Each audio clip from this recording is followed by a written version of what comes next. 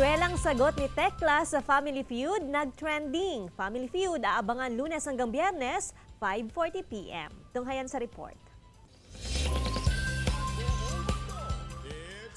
Nag-trending ang pilot episode ng Family Feud kasama ang Team Bubay and Tekla Show, katapat ang Team All Out Sundays.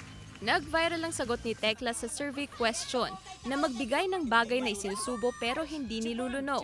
Ang sagot ni Tekla, chipon, na ang ibig sabihin pala ay chupon o pacifier ng bata. Simula pa lang ito dahil aabangan ang iba pang mga kwelang eksena sa Family Feud. Hosted by Ding Dong Dantes, Mondays to Fridays, 5:40 p.m. sa GMA Network.